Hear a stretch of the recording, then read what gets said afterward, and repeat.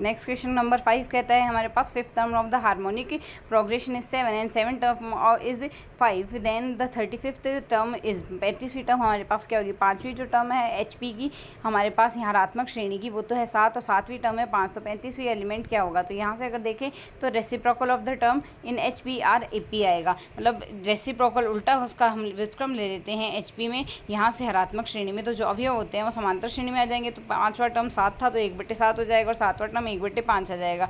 ये दोनों हमारे पास ऋणात्मक श्रेणी से यहाँ से समांतर श्रेणी में आ गए। तो 1/5 माइनस 1/7 अगर करेंगे 7 - 5 इंटू डी आ जाएगा 2d। 2d इक्वल्स टू हमारे पास क्या आएगा, यहाँ से वैल्यू आएगी 2/35, 2 से 2 दोनों पक्षों में कट जाएगा तो d की वैल्यू आ गई 1/35, d की वैल्यू 1/35 आ गई।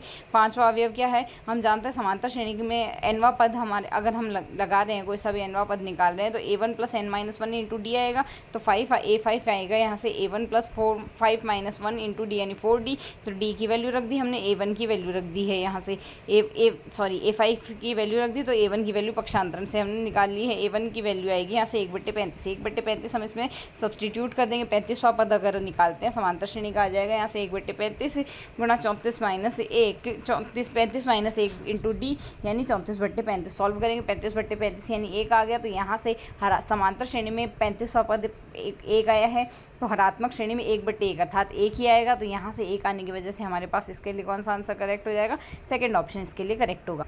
नेक्स्ट क्वेश्चन कहता है जी हमारे पास ज्योमेट्रिक मीन है ए और बी का, तो हमें 1/g² - a² plus 1/g² - b² की वैल्यू निकालनी है। ये हमारे पास ज्योमेट्रिक मीन दिया, तो g = √(ab) दिया है, दोनों पक्षों का होल स्क्वायर कर लेते हैं। g² = ab आएगा, 1/g² - a² plus 1/ag² - b² solve करेंगे तो g की जगह ab लिख देते हैं। इसको अगर सॉल्व करेंगे तो हमारे पास यहाँ से ये वैल्यू आएगी, ये आ जाएगी 2ab - a² - b² minus common ले लेते हैं, a² - 2ab प्लस b² आएगा जो कि a - b का होल स्क्वायर आएगा।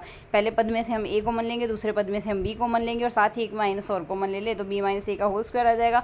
यहाँ माइनस से माइनस कट जाएगा, a - b का होल स्क्वायर से b - a का होल स्क्वायर कट जाएगा, 1/ab आ गया। तो यहाँ से इसकी वैल्यू 1/ab आएगी। 1/ab आने से हमारे पास यहाँ से 1/ab लिख दो या फिर 1/g² लिख दे। बात तो एक फर्स्ट ऑप्शन इसके लिए हमारे पास करेक्ट आंसर हो गया।